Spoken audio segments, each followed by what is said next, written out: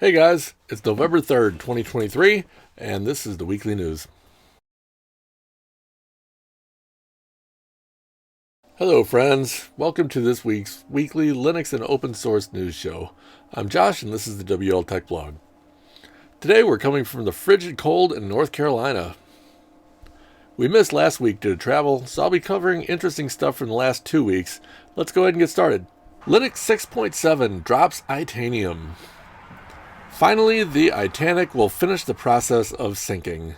Kernel developers announced that Intel's cursed IA64 architecture will be removed in version 6.7, and the plunge into obscurity will be complete. There was so much about Itanium not to like, but I'll just mention a few big pieces. Intel had planned for IA64 to be the upgrade path from x86, which would have been so much more painful for users than when Apple changes architectures every decade or so. AMD stepped in with their AMD 64 superset of x86 and thwarted that move, but not before much damage had been done. Intel had managed to convince nearly every Unix vendor with their own processors to drop their own chips and jump on the Itanium bandwagon, effectively killing off most of their competition in the Unix space. Among others, we saw the end of Alpha, MIPS, PA RISC, and the demise of many of the companies who fell for that trap. SGI is gone. DEC became Compaq, which is just another trademark now owned by HP, and HP's own Unix platform, HPUX, is dead but not buried until 2025. If I sound bitter, it's well earned. Intel was really betting the farm on compiler writers being able to optimize for their overly complex architecture, which never actually panned out, and it never really compared that well to their own Xeon platform and the competition from AMD. Especially when you had to convince software vendors to port to a new instruction set that was almost purposely esoteric. Smell you later, Itanium. New ARM chips coming from AMD and nVidia. We've all seen the huge success Apple's having on their ARM products, being the first to really produce a desktop caliber system. Microsoft pushed their way into the ARM space a bit with the Surface line, but had signed an exclusivity agreement with Qualcomm, meaning nobody else would be able to produce a retail Windows desktop system using ARM. Reportedly, that agreement is drawing to its end, and other chip makers are ready to step in. Like it or not, Microsoft's stronghold on desktop operating systems put them in a real position of power to steer hardware makers. Now, nVidia had been producing their Tegra line for a while, but its usage was almost entirely for embedded systems that needed GPU compute features. AMD previously had worked on ARM cores that sounded pretty exciting, but abruptly dropped it in favor of their Zen core, which is the basis of Ryzen and all of its offshoots. Surely that was the right move at the time, but I was really looking forward to some shakeup in the CPU arena. Both AMD and nVidia have full architectural licenses with ARM, meaning they're able to create their own cores implementing the ARM instruction set, rather than being limited to the reference designs ARM has on the shelf. Apple similarly uses this license to create their highly optimized processors that unsurprisingly set it apart from other ARM chip makers. AMD's first ARM product, the Opteron A1100, was built on the Cortex A57 core, which would limit the splash it would have made if it had reached large-scale production, especially as it wouldn't ship in any quantity until 4 years later. ARM was moving fairly quickly, and many other vendors had jumped into the space of gluing a bunch of stock ARM cores together and calling it a server. Hopefully, AMD learned their lesson and we see some real innovation this time. nVidia has released development boards for their various ARM platforms over the years, but they were never priced for the consumer. If both these companies can draw on their strength, they're both well positioned to produce something exciting. I do wish they were choosing RISC-V instead of ARM, but it's still a positive move in my mind. Asahi Linux certified OpenGL ES 3.1 conformant. Asahi Linux, the project porting Linux to Apple's ARM-based products, has recently had their GPU driver certified as compliant with OpenGL ES 3.1. Apple's macOS notably is not, instead focusing on their own API they call Metal. This is a huge achievement, especially given the small team working on it. That team is making major strides not only in bringing up and mainlining support for this new and largely undocumented hardware, but is also on the leading edge of bringing Rust code into the kernel and surrounding ecosystem. Where it's common to see vendors maintaining their own forks and putting almost no effort into becoming part of the mainline kernel, these guys are really putting them to shame. Running Linux on modern Apple hardware is looking more and more attractive every week. I intend to give it a try not too far in the future. Browsers dropping Theora codec. Around Y2K, we had a real problem with video codecs. The companies creating them wanted them as a competitive advantage, some keeping them completely proprietary, and others offering expensive licensing agreements, making them non-starters for free software developers and users. Theora was largely based on the VP3 codec, released by On2 before being acquired by Google, and compression versus quality performed comparably to MPEG-4. While it lagged behind in encoding speed compared to the commercial competitors, it was picked up not only by the community, but also by companies wanting to include quality video assets without paying the added licensing fees, including things like video scenes in games. It got broad support in web browsers, and a hardware decoder core was also made available for chipmakers to include in their products. In modern times, video codec development has a lot more open competition, including from Google, who continued development of the VP series and now the emerging AV1 codec. Just as no new content is being created in MPEG-2, Theora has limited relevance on the web, and as such is being removed from Chrome and Firefox. Having been through the codec wars of the late 90s, it's great to see how much improved things are these days, with a selection of great unencumbered, leading-edge codecs available, and the removal of Theora isn't so much a loss of a feature as a signal that freedom and openness prevailed. Systemd adding a storage target mode. Have you ever wanted to boot up your computer, not so that you could use it, but so that you could access your data over the network from a different device? Probably not. But that won't stop Leonard Pottering from adding it to Systemd anyway. Inspired by the same feature on recent macOS versions, you'll soon be able to expose your Linux system storage over NVMe TCP, which is a modern competitor to iSCSI. Fans of Systemd will call this a revolution. Those who dislike it will call it a disaster. Most of us will wonder why our init system needs to be able to do this, but ultimately just ignore that it exists. bcachefs coming in Linux 6.7. After a few frustrating attempts of bringing this new file system into the mainline kernel, Linus accepted a merge request for initial support of bcachefs in version 6.7.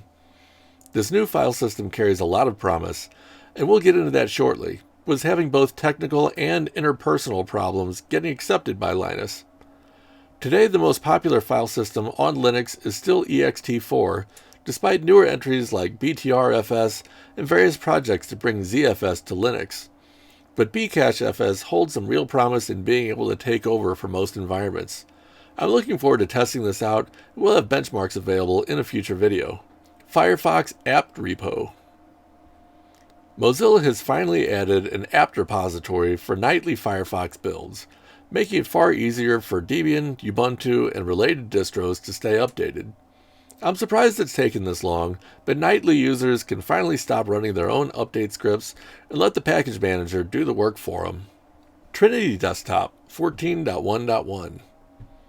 Remember the good old days when things were simple and KDE 3.5 was the state of the art? The Trinity Desktop team is keeping that dream alive with their fork of KDE and underlying libraries, giving you a modern OS with an uplifted KDE 3.5 desktop. As good as KDE was then, the Trinity team have made it even better. Trinity provides packages for RPM and Deb-based distributions for x86 and ARM users who know that things were just better in 2002 than they are now. GhostBSD 23.10.1. Are you a Linux user who hasn't used other Unix or Unix-like operating systems? GhostBSD might be just the thing to broaden your horizons a bit. Based on FreeBSD and the Mate desktop, you can get up and running with a user-friendly environment and dip your toes into Unix without all the GNU and Linux isms that you're used to. BSD is generally a little behind Linux when it comes to drivers for brand new hardware, but if your computer is more than a year or so old, you'll probably be fine. If you're apprehensive, support for running in virtualized environments such as KVM, VirtualBox, and VMware should be great. Editorial. bcachefs. We briefly covered the upcoming inclusion of bcachefs in Linux 6.7, but we need more space to talk about what that means from a practical perspective. In the early days of Linux, development was being done under Minix, and Linus would implement the Minix file system. This didn't last very long, as the Minix file system was quite primitive and had many limiting factors, such as the 14-character file name maximum length and being limited to 64-megabyte file systems. Remy Card was the primary developer of its replacement, called the Extended File System, or EXT. EXT was better by enough to completely replace the use of the Minix file system under Linux, and would continue to develop into ext2, ext3, and the current ext4, all of which being the default file systems of Linux systems in their times. Of course, other file systems came around that would bring new features or optimizations for specific workloads, and often the next version of the extended file system would incorporate some or all of them, or they might be implemented by a volume manager such as LVM. Outside of Linux, file system development wasn't very interesting, at least until Sun created ZFS for their Solaris operating system. ZFS would bring nearly all modern features into a single file system, but never really made it on Linux due to licensing incompatibilities.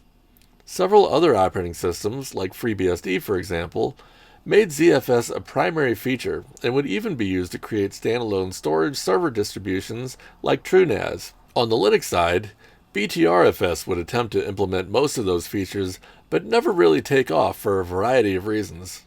My own experiments with BTRFS ended poorly, with difficult to diagnose problems like metadata space exhaustion on a mostly empty file system, and known broken RAID 5 and 6 support. Now we have an up-and-coming new entry, bcachefs. Bcache bills itself as the copy-on-write file system for Linux that won't eat your data, and that's a pretty good start if it lives up to that promise. Let's go over its major features. Copy-on-write is a technique where blocks of data are written to new empty blocks on the disk, rather than overwriting an existing one. After the write, references to the old one are switched to the new one, and the old block can be freed for later use. There are several advantages to this method, including protection from corruption if something bad happens before a new write is completed, or for enabling snapshot support in file systems.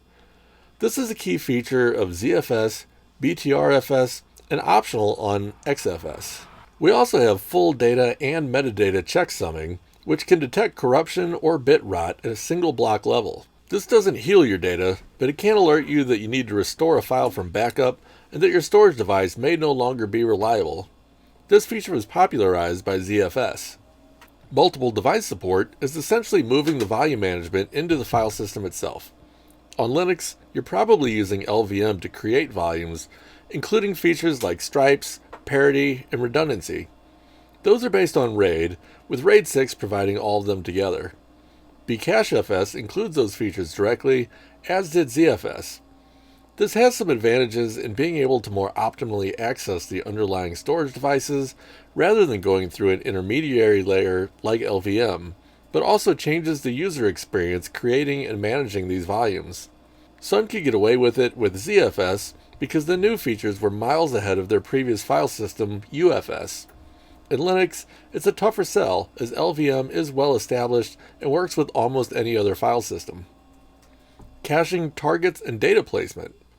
Another one popularized by ZFS, bcachefs gives you the ability to specify cache modes for both read and write, as well as configure devices used for cache. The idea being that you could build a group of hard drives along with a much faster SSD, and use the SSD as the write cache. This lets the OS throw new data to the SSD under heavy load, which will eventually be written to the hard drives when free cycles are available. Under normal usage, this can have significant performance advantages compared to using hard drives alone, but at a fraction of the cost per megabyte compared to using all SSDs. This feature set compares to the ARC and L2 ARC in ZFS. With bcachefs, you can utilize compression to get more data in the same space. Most other file systems with compression do it on a per block basis, but bcachefs does it on a per extent basis. This has the disadvantage of having to read the entire extent to access any of the data, but in practice that impact is minimal compared to the resulting higher compression ratios, smaller metadata, and overall speed, as you rarely read a single block of a file. bcachefs supports several compression algorithms, and compression can be enabled or disabled at the file system level, directory level, or even include or exclude a specific file.